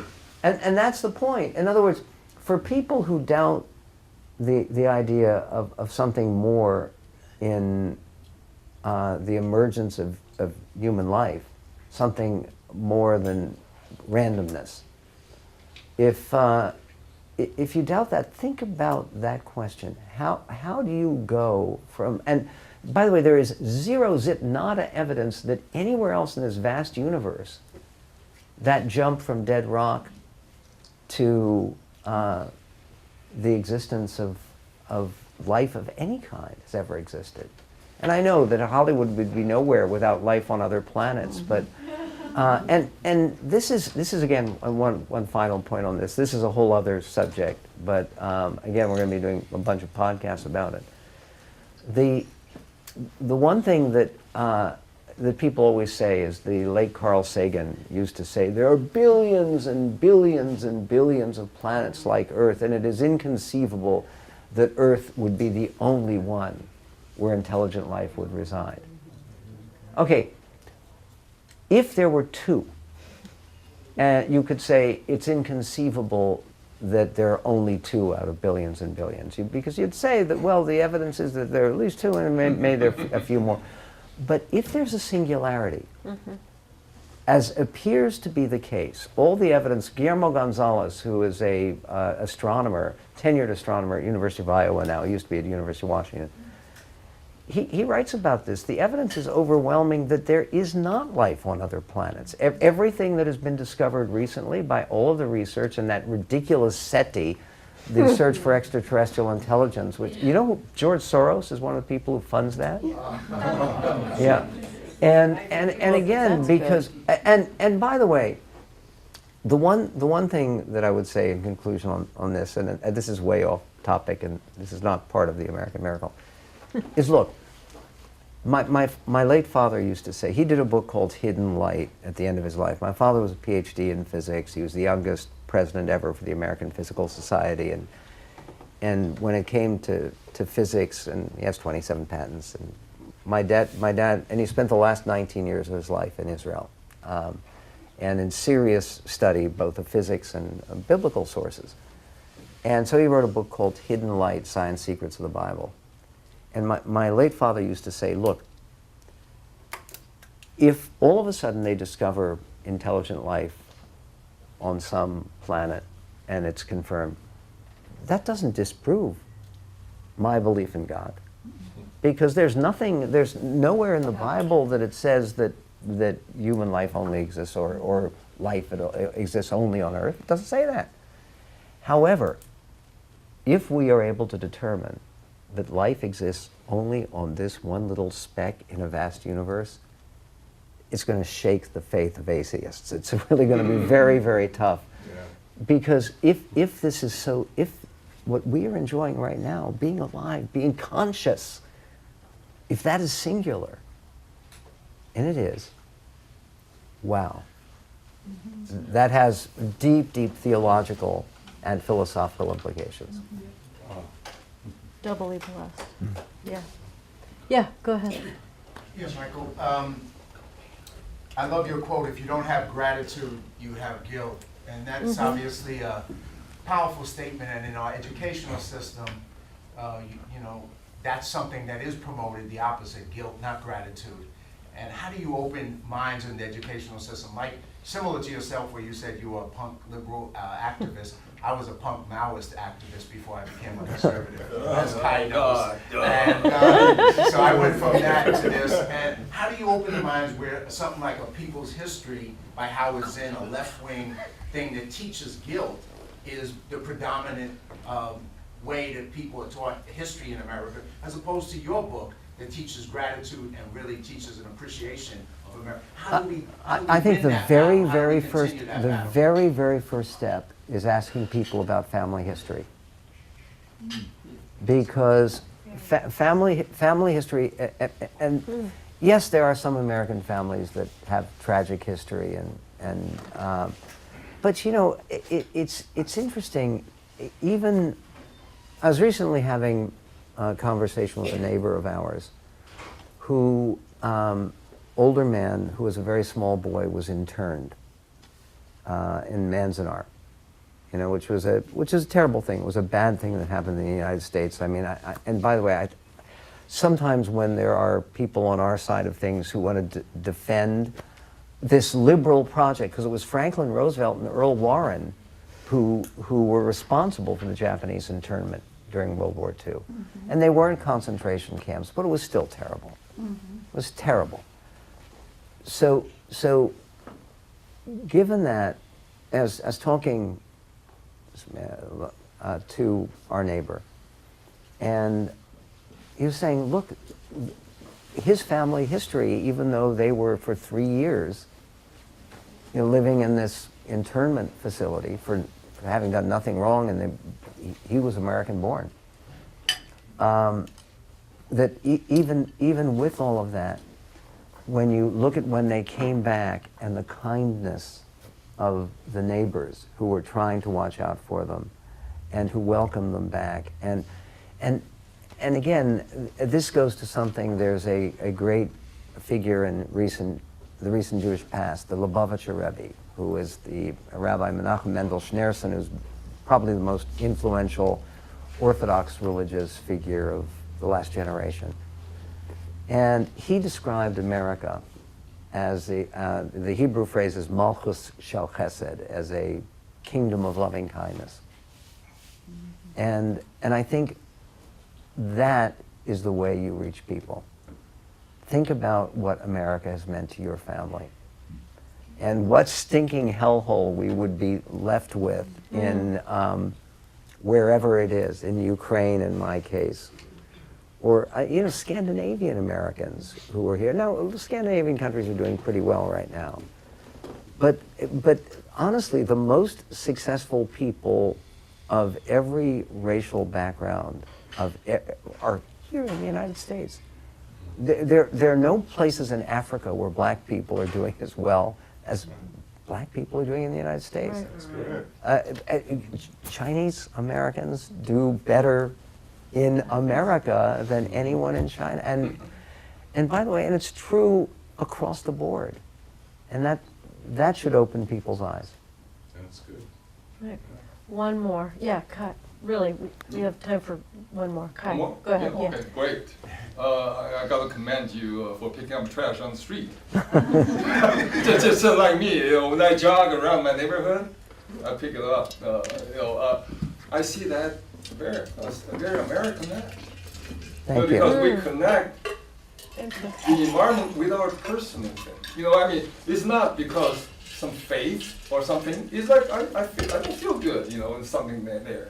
And I pick it up. Well, and it's something that I call, and you know, Kai, because you read Right Turns, it's something I call do-it-yourself conservatism. Yeah. In other words, and you were kind enough to refer to the years that and I still do review movies, but fewer of them, thank God.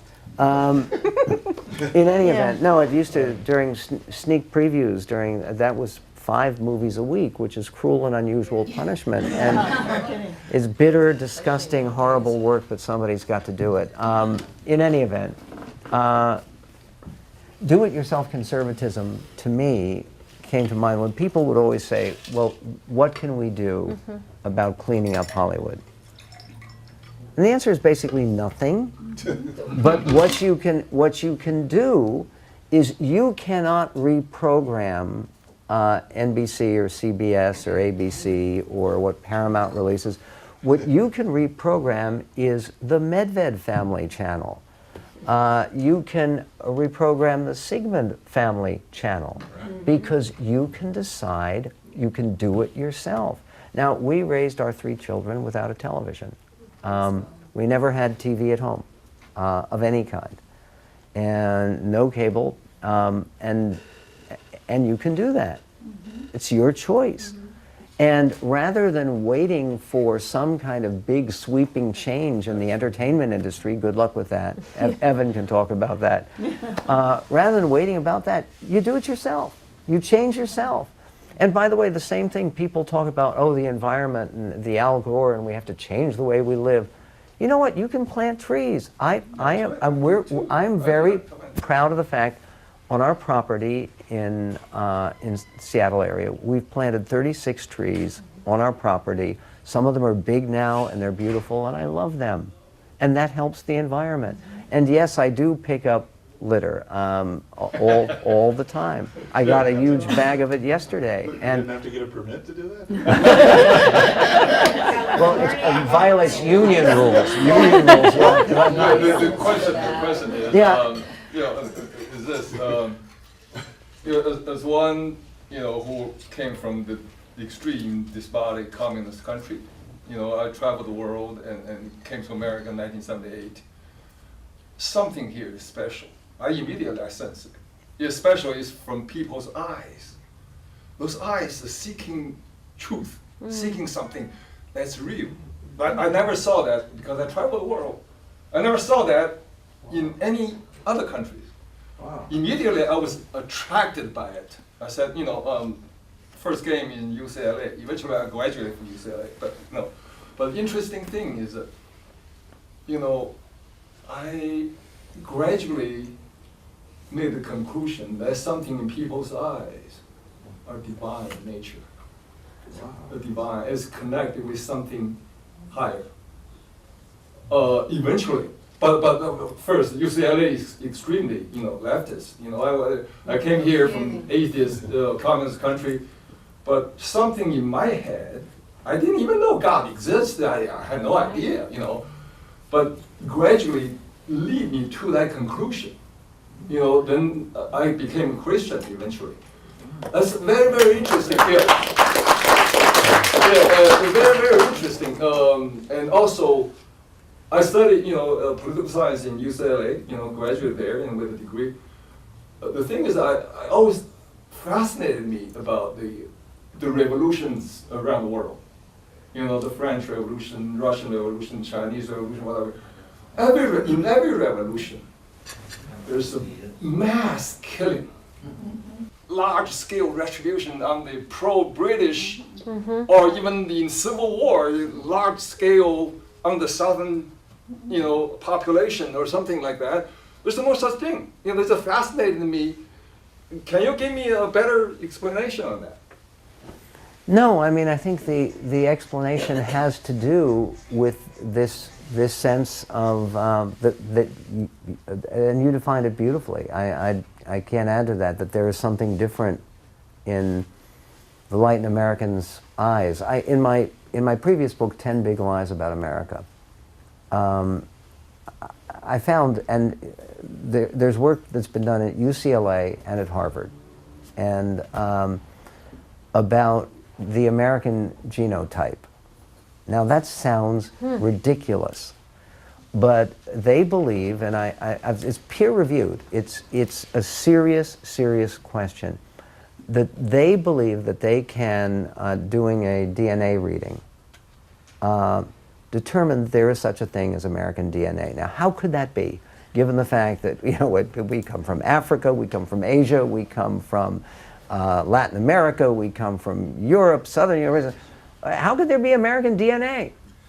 And the answer is that the people who came here looking for something.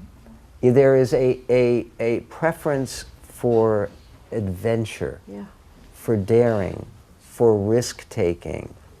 That is part of the core American identity. What kind of crazy person goes across an ocean, to a place you don't know about, and then sticks it out and stays there? What kind of person travels there? Now, and you might say, okay, well, what about the 45 million people who are African American? Here's an interesting thing. They now believe that a little bit over half of the current African American population is descended, at least in part, from people who arrived after slavery.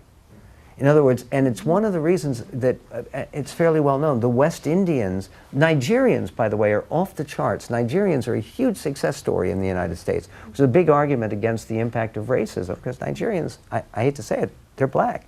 I shouldn't say I hate to say it, I'm proud to say it, yes. But Nigerians are one of the most successful immigrant groups, so much so that the two Yale law professors, Jed Rubenfeld and Amy Chua, who wrote a book called The Triple Package about successful ethnicities, they mentioned Cubans, of course, Chinese Americans, and Nigerians. Wow. If you look at the numbers and going to college. Okay, the point being that for people who have lived in America, survived in America, stayed in America, some of that ideal of risk-taking that would characterize this American genotype, this American personality, is very much there in our African American brothers and sisters as well. So the basic point over here, to go to what Kai is saying, Americans are different. And by the way, there's all kinds of good work that's being done by Robert Kagan and others. When Americans go abroad, sometimes our troops behave badly. They do, they're human beings. There was certainly cruelty on both sides in the Civil War. There was terrible cruelty in World War II by Americans, particularly in the European front, by the way. But, okay, all of that happens, it's real, but still, we're different. And again, it doesn't mean, American exceptionalism doesn't mean we're perfect. American exceptionalism isn't American perfectionism.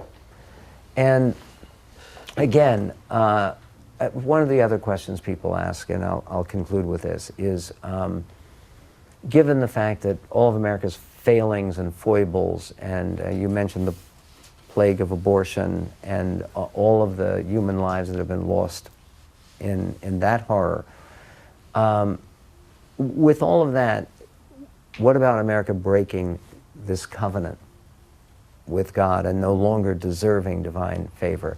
If you believe that it's a matter of grace, that it's a matter of God using us, not rewarding us, then we may yet continue to see the truth in my other second favorite statement by Otto von Bismarck.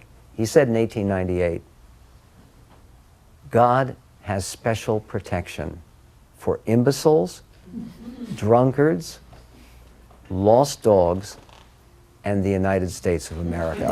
May it always be so.